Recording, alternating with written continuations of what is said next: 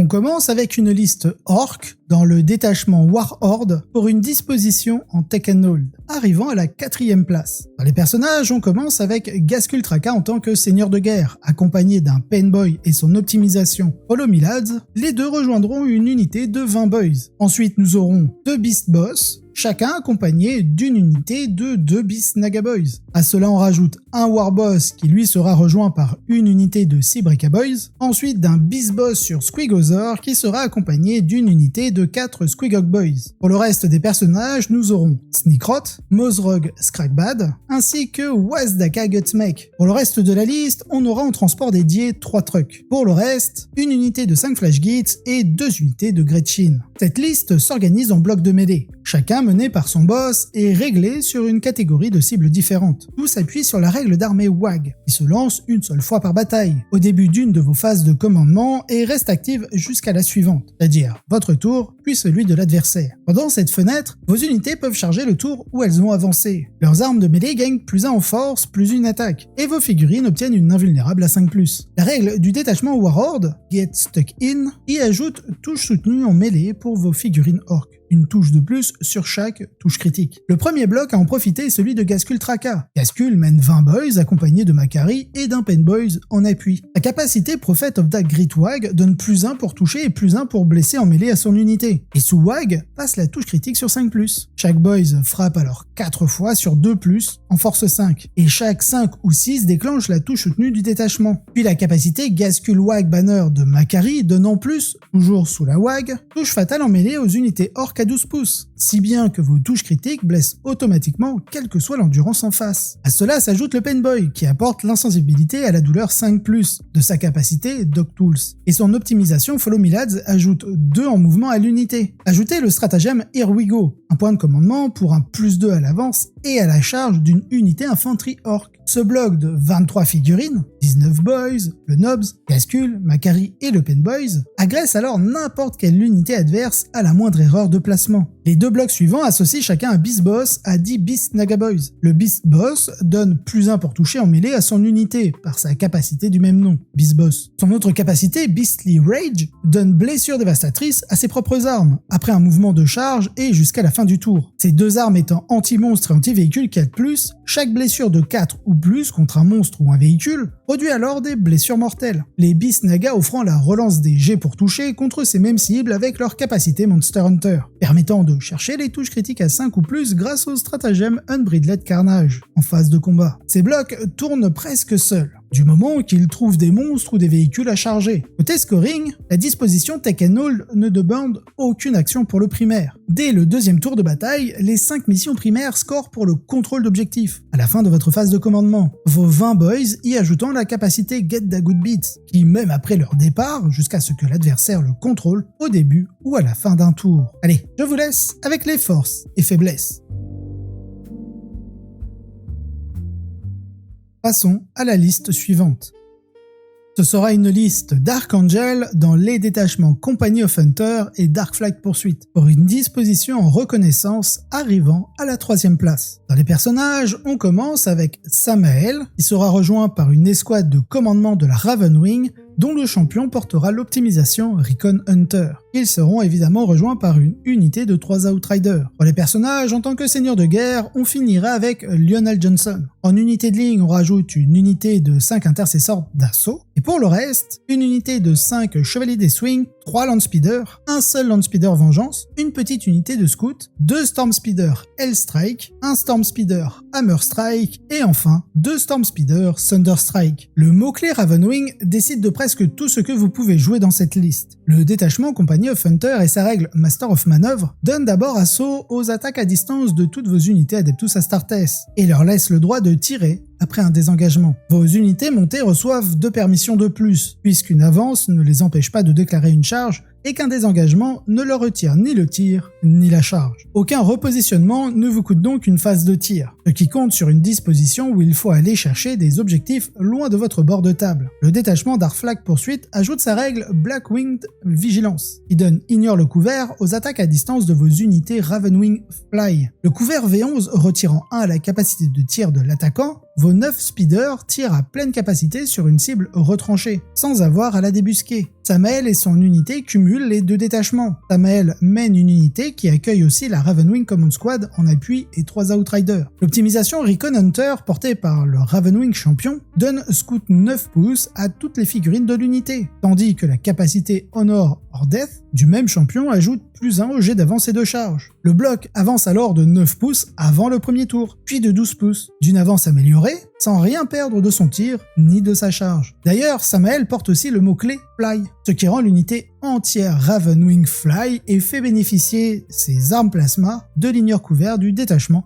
Darkflight Pursuit. Côté mêlée, l'unité n'est pas en reste. La Ravensword de Samael lui donne 6 attaques, touchant sur 2+, de force 6, PA-3, dégâts 2, touche soutenue 2. Et la capacité Thunderous Impact des Outriders monte cette force à +1, donc 7, et ses dégâts à +1 aussi, donc à 3, le tour où l'unité a chargé. Puis, la capacité de Samael, Cut Off Their Escape, oblige toute unité ennemie engagée, monstres et véhicules exclus, à passer un test de fuite désespérée pour battre en retraite, avec un malus de -1 si elle est déjà Battle Shock. Grâce à la bannière de l'ancien, ajoutant 1 au contrôle d'objectif de chaque figurine, cela porte l'unité à un total de 21 de contrôle d'objectif. Derrière ce bloc, avancent 9 speeders, tous Ravenwing Fly. Les 3 Landspeeders classiques portent la capacité Purgation Run, et leur offre un mouvement normal de D6 pouces après leur tir. Les 18 pouces de portée du Multi-Melta vous obligeant à vous exposer pour placer ces 2 tirs de force 9, PA-4, dégâts D6, Melta 2. Ce mouvement est ce qui rend l'échange acceptable. Vous avancez, vous tirez, puis vous reculez. Les Storm Speeders s'améliorent entre eux, chacun au même moment, juste après avoir tiré. Le Hammer Strike retire le bénéfice du couvert à une unité qui l'a touché. Le Hell Strike donne +1 en pénétration d'armure à vos unités Adeptus Astartes contre une cible qui n'est ni monstre ni véhicule, sans jamais viser 2 fois la même unité dans la même phase. Et le Thunder Strike donne +1 pour blesser contre un monstre ou un véhicule qui l'a touché. L'ordre de tir décide du rendement, d'autant que le Thunder Strike n'améliore pas ses propres armes restantes, son bonus n'existant qu'une fois toutes ses attaques résolues. Le Landspeeder Vengeance tire enfin sa Plasma Storm Battery en surcharge à 36 pouces, pour D6 plus un tir jumelé de force 9, PA-3, dégâts 3. Ces 36 pouces lui laissant menacer un châssis adverse sans quitter votre moitié de table. Sa capacité Storm of Vengeance lui permet une fois par tour à la phase de tir adverse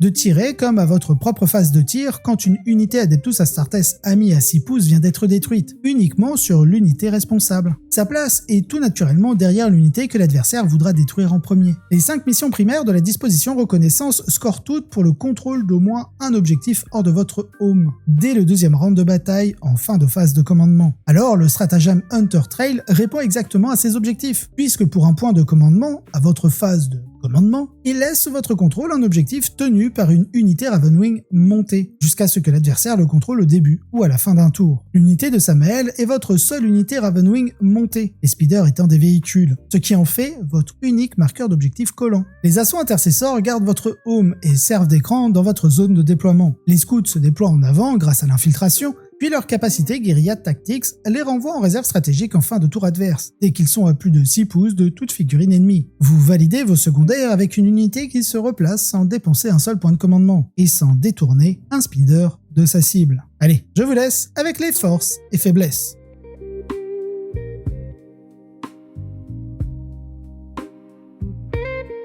Passons à la liste suivante.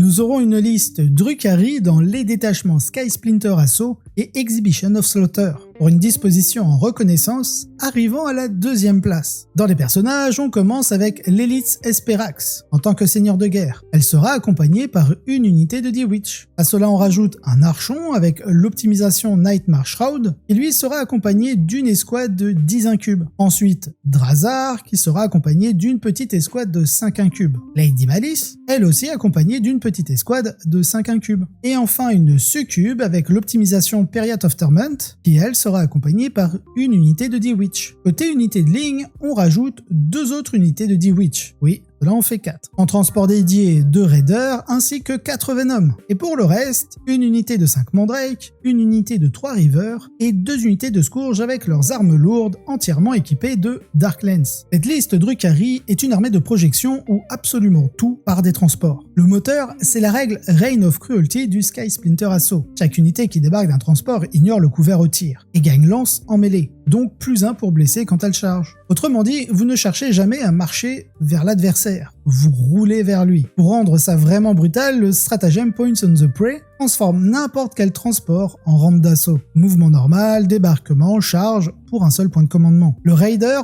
pousse cette logique encore plus loin. Avec Speed of the Kill, une unité de Witch débarque entièrement à 6 pouces au lieu de 3. 6 de débarquement, 8 de mouvement, plus une avance, parce qu'avec un jeton de douleur, les Witch peuvent avancer et charger. Puis la charge. On tape facilement à 24 pouces, soit tout le No Man's Land. C'est exactement pour ça que le deuxième détachement, Exhibition of Slaughter, est choisi. Il donne la touche fatale à toutes les unités cultes Witch, sauf contre les monstres et les véhicules. Le stratagème Planet Strike lève cette restriction pour une seule phase. Acrobatic Display offre une invulnérable à 5+, face au tir adverse, et Sculpting the Stage autorise une action après une avance ou un désengagement. Ajoutez Wraith-like Retreat qui laisse les Witch se désengager sans avoir à réembarquer, et vous obtenez des unités qui frappent, décrochent et reviennent. Ensuite, il faut comprendre la répartition des rôles, parce que chaque unité a une cible précise. L'Elite Esperax et la Succube avec leur unité de Witch, c'est la saturation. Énormément d'attaques, soutenue, touche fatale, mais dégâts 1. Elle nettoie l'infanterie et les grosses escouades d'élite par le volume. La Succube en plus relance contre les personnages et génère un point de commandement à chaque personnage tué, ce qui est vital parce que la liste n'a quasiment aucune économie de points de commandement. L'Archon et ses 10 incubes et le marteau anti-élite. 31 attaques dégâts 2 avec relance des jets pour toucher, plus la Husk Blade de l'Archon en dégâts 3, et le +1 pour blesser du débarquement. Son optimisation Night Shroud interdit le tir en état d'alerte. Il retire un test de Battle Shock une fois par partie et réduit le coût d'un stratagème par tour. Drazar et Lady Malice accompagnent de petites escouades de 5 incubes,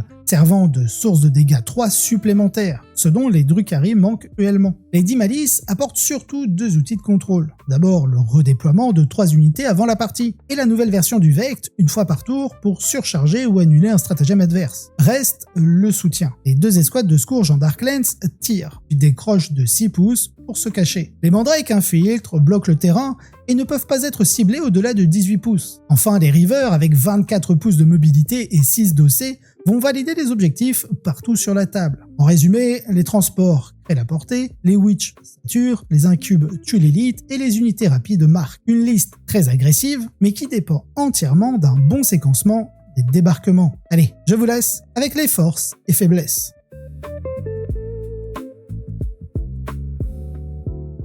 Passons à la liste arrivant à la première place. Ce sera une liste Adeptus Mechanicus dans les détachements Skitarii Hunter Cohort et Lord of the Forge dans la disposition Priority Asset arrivant à la première place et jouée par le renommé Richard Ziegler. Dans les personnages, on commence avec l'Inquisitrice Draxus, qui sera rejoint par un Skitari Marshall avec l'optimisation quantique Tralnet. Ils seront accompagnés par une unité de 10 Skitari Vanguard. Ensuite, nous aurons un Tech Priest Manipulus avec l'optimisation TL409 qui rejoindra une unité de 10 Skitari Vanguard. Pour finir, côté personnage, on aura en tant que seigneur de guerre Belisarius Cole et à côté Tulia Gould. Pour le reste de la liste, en transport dédié, on aura 2 Scorpius d'une Rider. Pour le reste de la liste, une unité de 3 Iron Strider Ballistari entièrement équipée d'autocanons, 2 unités de 5 Pteraxis Skystalker, 3 unités de 9 serviteurs Battleclad, une unité de 5 Sicarian Infiltrator, et pour finir, 2 Scorpius Désintégrator. 3 unités de serviteurs Battleclad décident du score de cette liste. Les 5 missions primaires de la disposition Priority Asset portent toute une action d'objectif, si bien qu'il faut lancer une action chaque tour pour marquer. La capacité Network Override des serviteurs Battleclad répond exactement à cette contrainte, puisqu'elle rend l'unité éligible à une action dans un tour où elle a avancé, et éligible au tir dans un tour où elle a lancé une action, tant qu'elle contient une figurine Tech Priest. Le serviteur Underseer de l'unité porte ce mot-clé, donc les 3 unités en profitent en permanence. Ce qu'elle gagne en plus dépend de l'impératif que vous activez. La règle d'armée, Doctrina impérative, vous fait choisir au début de chaque tour de bataille entre 2 impératifs actifs pour toute l'armée. Le Protector impératif donne lourd aux armes à distance et améliore de 1 la capacité de tir. Le Conqueror impératif donne assaut à ces mêmes armes et améliore de 1 la capacité de combat. Chacun porte un 3e volet, et c'est celui-là qui décide de votre placement. Sous Protector, les attaques de mêlée visant votre unité subissent un malus de -1 pour toucher. Sous Conqueror, chaque attaque de votre unité améliore sa pénétration d'armure de 1. Ces 2 volets ne s'appliquent qu'à une unité Battle Line ou à une unité qui se trouve à 6 pouces d'une unité Adeptus Mechanicus Battle Line. Vos 2 escouades de Skitarii Vanguard sont les seuls Battle Line de la liste, et Belisarius Cawl le devient quand il choisit sa capacité Mantra of Discipline. Tout le reste de l'armée doit donc manœuvrer dans leur périmètre de 6 pouces pour y avoir droit. Le détachement Skitarii Hunter Cohort ajoute une couche défensive avec sa règle Stealth Optimisation, qui donne Stealth à vos unités Skitarii Infantry, Skitarii Montée et Iron Strider Ballistari. La contrepartie est qu'un adversaire équipé pour ignorer le couvert vous laisse sans règle de détachement. Le stratagème Bionic Endurance donne, pour un point de commandement, une insensibilité à 5+, à une unité prise pour cible, à la phase de tir adverse comme à une phase de combat. Son périmètre se limite aux unités Sicarian, Terraxi et Sidonian, donc à 3 unités de cette liste, précisément celles qui tiennent sur 2 points de vie. Le stratagème Shroud Protocol interdit de son côté à l'adversaire de cibler une unité Skitarii Infanterie au-delà de 18 pouces. Vos personnages ne dépendent d'aucun de ces 2 stratagèmes, car le détachement Lord of the Forge s'occupe d'eux avec la règle Warform Mantles, qui donne à chaque figurine Tech Priest une invulnérable à 4+, et une insensibilité 5+. 6 figurines de la liste portent ce mot-clé: Belisarius Cawl, Kuliagul, le Tech Priest Manipulus et les 3 serviteurs Underseer. Le stratagème Scriptural Prognosis complète l'ensemble puisque pour un point de commandement, il impose un malus de -1 en pénétration d'armure aux attaques visant une unité Tech Priest à portée d'un objectif. Vos 3 serviteurs Battleclad comptent comme des unités Tech Priest grâce à leur Underseer, et elles passent la partie à portée d'un objectif, rapport aux actions. Le stratagème protège donc exactement les unités qui scorent. L'inquisitrice Draxus mène la première escouade de Skitarii Vanguard, accompagnée du Skitarii Marshal en appui. La capacité Contrôle Edict du Marshal fait relancer léger pour toucher de toute l'unité. La capacité Xenos Hunter de Draxus ajoute 1 pour toucher contre une unité qui n'est ni Imperium ni Chaos dans ses mots-clés. L'optimisation quantique Tralnet portée par le Marshal active les 2 impératifs à la fois sur une unité Skitarii à 12 pouces au début du tour de bataille, pouvant profiter à sa propre unité. Le Scorpius d'une Rider ferme la chaîne, puisque la capacité Fire Support est relancée léger pour blesser de toute unité débarquée du transport contre une unité et la toucher. Allez, je vous laisse avec les forces et faiblesses. Passons à la liste suivante. On commence avec une liste Space Wolf dans les détachements Saga of the Beast Slayer et Legend of Saga and Song, pour une disposition en Purge the Foe arrivant à la 7ème place. Dans les personnages, on commence avec Logan Grimnar en tant que seigneur de guerre. Il sera rejoint par une unité de 10 Wolfguard Terminator avec l'amélioration Pierce Example. On rajoute ensuite un premier Wolfguard Battle Leader qui sera accompagné par une unité de 10 Bloodclaw, un deuxième Wolfguard Battle Leader avec l'optimisation Wolf Touch qui lui sera accompagné d'une unité de 10 Wolfen avec bouclier tempête, ensuite un prêtre des loups qui lui accompagnera une unité de 6 Wolfguard Headtaker équipés de bouclier, Arjak avec une deuxième unité de 10 Wolfguard Terminator, mais cette fois-ci sans amélioration, et enfin dans les personnages, Bjorn Main Terrible. Pour le reste de la liste, ce sera très simple. Une unité de 6 cavaliers sur loup tonnerre. C'est la liste d'en face qui fixe le nombre d'unités que vous devez détruire pour débloquer votre détachement. La règle Legendary Slayer du détachement Saga of the Beast Slayer donne touche fatale à chaque attaque de vos figurines Adeptus Astartes, visant une unité personnage, monstre ou véhicule au tir, comme en mêlée. Vous comptez les unités de ces 3 types dans l'armée adverse, embarquées comprises. Vous en prenez la moitié arrondie au supérieur, et ce nombre devient votre objectif de saga. Chaque unité de ce type, détruite par le tir ou le combat d'une de vos unités, fait monter votre compteur d'un cran, et une fois l'objectif atteint, la touche fatale s'étend à toutes vos cibles. Les 5 missions de Purge the Foe font toutes dépendre une partie de leur score de ces mêmes destructions, si bien que votre détachement et vos primaires comptent la même chose. Vos 20 Wolfguard Terminator se répartissent en 2 packs de 10. Cette figurine par pack porte un bouclier tempête. Il leur ajoute un point de vie et les porte à 4. Leur capacité Rogue Resilience impose un malus de -1 pour être blessé dès que la force de l'attaque dépasse leur endurance. Logan Grimnar mène le premier pack qui reçoit l'amélioration Fierce Example et monte à endurance 6, faisant tomber à 4+ léger pour blesser d'une force de 10. Arjak mène la seconde unité et sa capacité Anvil of Endurance est un combat en mourant, Python Death,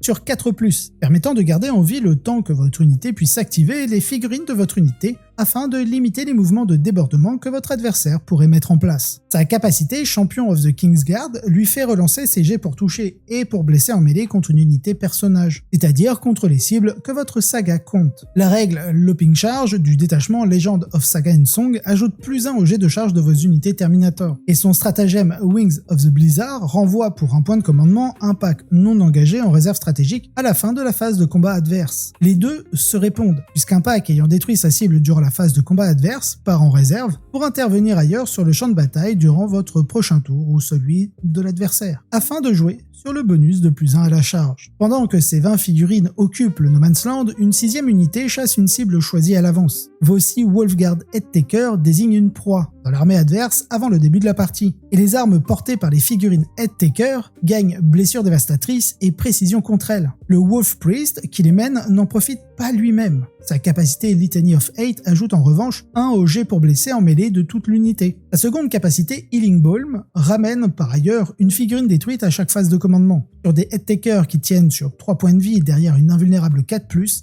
c'est assez intéressant. Puis quand la proie de vos Headtakers sera détruite, vous pourrez en désigner une nouvelle pour recommencer votre cycle de destruction. À cela s'ajoute 10 Wolfen s'occupant des cibles que vos Headtakers ne couvrent pas. L'optimisation Wolf Touch, portée par un Wolfguard Battle Leader, lui ouvre le droit de mener cette unité et ajoute 2 pouces à son mouvement, ce qui l'aligne exactement sur le mouvement 9 pouces des Wolfen. Leur marteau frappe à force 5, PA-2 dégâts 3 avec anti-monstre et anti-véhicule 3+, sans oublier la relance D1 pour toucher ainsi que la touche soutenue fournie par le Wolfguard Battle Leader, se cumulant parfaitement avec la touche fatale du détachement. Leur capacité Hammer Blow impose un malus de -1 au jet pour toucher d'un monstre ou d'un véhicule qu'ils viennent de toucher, jusqu'à la fin du tour suivant. Ces 10 figurines profitent du stratagème Impetuosity, leur offrant pour un point de commandement un mouvement de surge de D6 pouces, dès qu'une unité adverse a fini de tirer sur elle, à condition qu'elle ne soit pas déjà engagée. Allez, je vous laisse avec les forces et faiblesses. Regardons la liste suivante. Nous aurons une liste Ligue de Votann dans les détachements Brandfast Houseband et Armored Trailblazers, pour une disposition en disruption arrivant à la 4ème place. Dans les personnages, on commence avec Uthar en tant que seigneur de guerre, puis Beric Stormbro qui sera accompagné d'une unité de 5 Berserk Chtonian, ensuite un Brokir Ironmaster avec l'optimisation Trivarg Cyber Implant qui sera accompagné d'un bloc de 6 Brokir Thunderkin entièrement équipés de conversion Beamer. Puis, chose exotique, dans les listes Votann qu'on a l'habitude de voir, 3 Grimnir, chacun accompagnant une unité de 10 Earthskin Warrior. En transport dédié, on ajoute 5 Sagittor, et pour le reste de la liste, une deuxième unité de 5 Chtonian Berserk, une forteresse Hécaton et 2 unités de 3 Earthkin Pioneer. La règle Mobile Sensor Relay du détachement Brandfast Houseband donne au transport de la liste la capacité Firebase Control, et toute unité d'infanterie entièrement à 6 pouces de l'un d'eux tire avec touche soutenue 1. Avec vos 5 Sagittor et la forteresse Hécaton, la liste fournit 6 de ces bulles. Le transport du Sagittor scinde en deux une unité de 10 Earthskin Warrior, et une moitié de 5 menée par un Grimnir occupe 6 places, puisque les 2 Corves n'en prennent aucune. 3 de vos Sagittor emmènent ainsi une moitié chacune. La règle Sagittor Spirit du détachement Armored Trailblazer leur ajoute Scout 6 pouces, le châssis bougeant de 12, cela leur permet d'atteindre rapidement les positions avancées dans le No Man's Land. Le stratagème Secure Position débarque ensuite l'unité à la fin de n'importe laquelle de vos phases, entièrement à 6 pouces du transport. Joué à la fin de votre phase de combat, il pose 5 Earthskin Warriors sur un objectif quand l'intervention héroïque n'est plus jouable. Et sur la mission primaire Outmanœuvre, l'objectif de fond de table adverse rapporte 10 points de victoire à chaque tour où vous le tenez, ce qui, combiné aux 6 pouces de mouvement scout, 12 pouces de mouvement, un D6 d'avance et un débarquement de 6 pouces via Secure Position, peut vous permettre d'emporter 10 points de victoire dès le premier tour, au prix d'un sacrifice d'une unité de 5 Earthkin et un Sagittor que l'adversaire sera obligé de gérer. Votre règle d'armée vous fait gagner un point de rendement à la fin de chaque phase de commandement. La vôtre est celle de votre adversaire, en tenant un objectif dans votre zone de déploiement et un point de plus par condition remplie à partir du deuxième tour de bataille. Cette réserve réserve alimente 3 dépenses. La capacité Ancestrale Fortune qui coûte 1 et change un jet du tar en 6 non modifiés une fois par tour. L'optimisation Trivarch Cyber Implant en coûte 2 et donne touche soutenue 2 aux armes à distance de l'unité qui la porte. Et le stratagème Vengeance Flare en coûte 2 pour que l'hécaton réponde à la place d'un Sagittor. Le même compteur décide par ailleurs de votre capacité d'armée, vos unités passant de Hostile Acquisition à Fortify Takeover, dès que vous atteignez 7 points à la fin de votre phase de commandement. Fortify Takeover ajoute 1 au jet de Cybersteam de vos 2 paquets de Berserk, et retire 1 au jet pour vous blesser, véhicule exclu, quand la force dépasse votre endurance. Franchir ce seuil vous coûte en revanche Opportunistic Escalation, qui exige Hostile Acquisition et qui est le seul stratagème sortant un Sagittor d'une mauvaise position en phase de tir adverse. Le Brokir Iron Master mène vos 6 Brokir Thunderkin. Embarqués dans l'hécaton, ils seront protégés des agressions adverses, leur permettant de dicter le rythme de la partie en débarquant au moment le plus opportun pour leur conversion beamer, tirant à 24 pouces avec conversion et touche fatale. La conversion fait de tout jet pour toucher non modifié de 4 ou plus une touche critique, sauf contre une cible à 12 pouces ou moins. Vous tirez donc dans une bande de 12 à 24 pouces. Vous profitez au maximum de la touche critique, puisque vous combinez la touche fatale de l'arme, mais aussi de la touche soutenue 2 de l'optimisation de l'Iron Master. Leur capacité Breaching Fire retire ensuite le bénéfice du couvert à une unité qu'ils viennent de toucher, jusqu'au début de votre phase de tir suivante. Le couvert ne coûtait rien à leur touche critique, qui se lise sur un jet non modifié, si bien que, si le besoin s'en fait sentir, la capacité travaille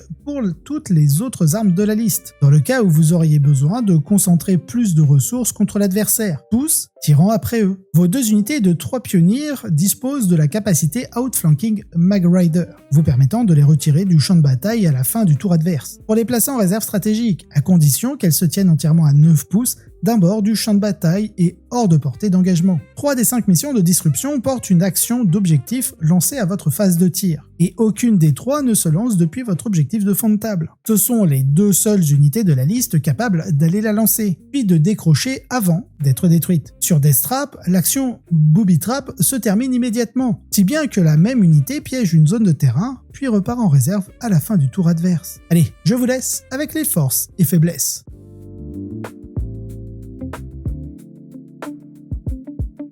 Passons à la dernière liste de la vidéo.